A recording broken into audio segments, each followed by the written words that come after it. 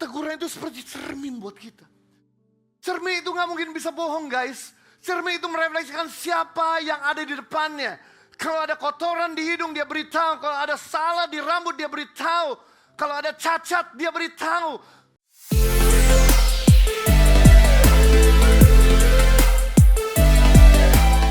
Keempat yang terakhir.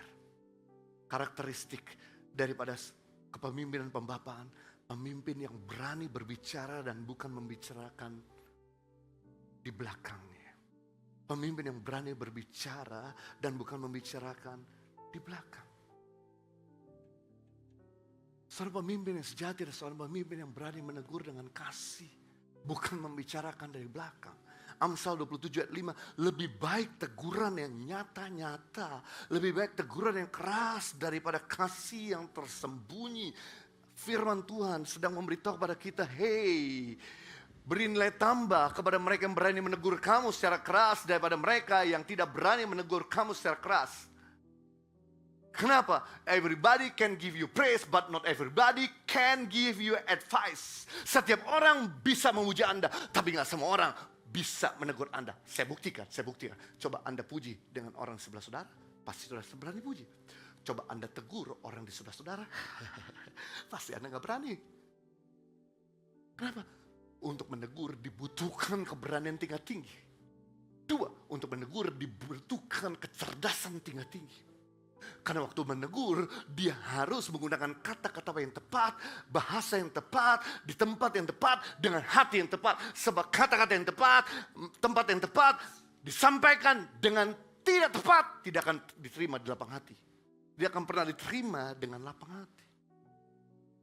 Jadi kalau Anda tahu sedikit orang yang berani kasih masukan buat saudara di DM atau di email, hargai. Value. Kalau ada orang tuamu, temanmu, saudara kandungmu, pasangan hidupmu berani menegur kamu, hargai. Karena gak banyak orang yang berani menegur kamu. Setiap orang berani memuji kamu. Dan ingat, ini menarik saudaraku, ternyata teguran itu seperti cermin buat hidup kita. Teguran itu seperti cermin buat kita. Cermin itu gak mungkin bisa bohong guys. Cermin itu merefleksikan siapa yang ada di depannya. Kalau ada kotoran di hidung dia beritahu. Kalau ada salah di rambut dia beritahu. Kalau ada cacat dia beritahu. Dan kita gak mungkin berkata kepada cermin, hey, kenapa hidup lu selalu koreksi gue? Mulai hari ini gue kepahitan sama lu. Gue gak mau lihat cermin lagi. Apa yang terjadi kalau saya gak lihat cermin saudaraku? Tadi pagi saya langsung pakai pakaian. Saya langsung pakai gel.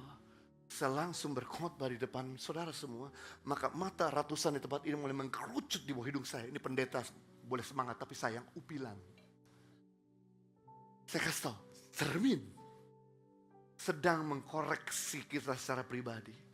Agar kita jangan dipermalukan di depan umum. Berarti ini sebuah prinsip. Waktu Anda mau dikoreksi secara pribadi, Anda akan dipuji di depan umum. Tapi waktu Anda tidak mau dikoreksi secara pribadi, Anda akan dipermalukan di depan umum. Pilihan dua. Anda mau dipuji di depan umum, atau Anda mau dipermalukan di depan umum.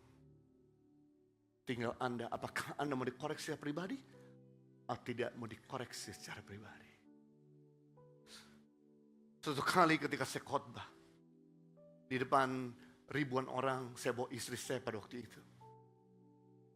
Orang ketawa, orang diberkati. Selesai ibadah, satu-satu samperin saya berkata, terima kasih Pastor Jojo, it was blessed, it was inspired, it was fun.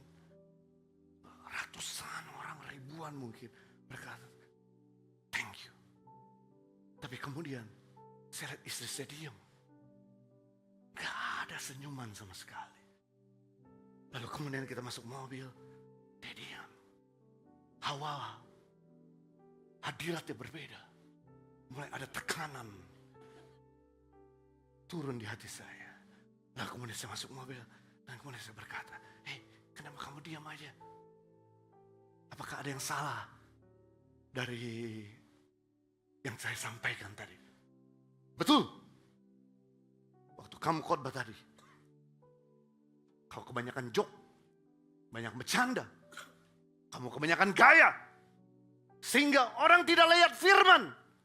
Orang lihat pribadi kamu. Orang ketawa karena kamu tidak memuliakan Tuhan. Orang terpacu bukan pada firman Tuhan. Lu gak dijelaskan firman Tuhan. Tapi lu selalu menjelaskan tentang dirimu sendiri. Kamu sudah mencuri kemuliaan Tuhan. Seperti saya tadi dipuji-puji. Dibanding ke neraka. Pus. Jatuh berkeping-keping. Sampai saya nyetir mobil gemeteran. Ya ampun Tuhan. Rupanya saya salah benar. Ribuan jemaat dari yang tahu guys. Cuma istri saya yang tahu. Cermin yang tahu. Langsung saya pulang bertobat. Mulai hari itu saya gak lagi bikin lucu-lucu. Saya serius sampaikan firman. Saya serius kupas firman. Saya serius harus muliakan Tuhan. Bukan orang terfokus pada diri saya, tapi orang harus terfokus pada firman dan pada Tuhan. I thank God kepada masukan-masukan. Dan saya bersyukur juga kepada saudara. Beberapa dari saudara kasih masukan-masukan saudaraku. Lewat email, lewat DM. Itu semua saya dengar. Itu semua jadi masukan dan cermin untuk memperbaiki. Sehingga saya terus bertumbuh. Saya terus diperbaharui. Saya terus disempurnakan. Kenapa? Ada cermin yang baik sama saya. Saya gak butuh pujian saudara. Karena pujian tidak akan pernah mengingkar saya. Yang mengingkar saya ketika saudara berani memberikan masukan kepada saya. Hal yang sama kalau saudara ditegur sama pemimpinmu. Kalau kamu ditegur sama orang tuamu. Harusnya kamu jangan sakit hati. Harusnya kamu berbangga. Karena mereka dipakai Tuhan untuk mengupgrade kita.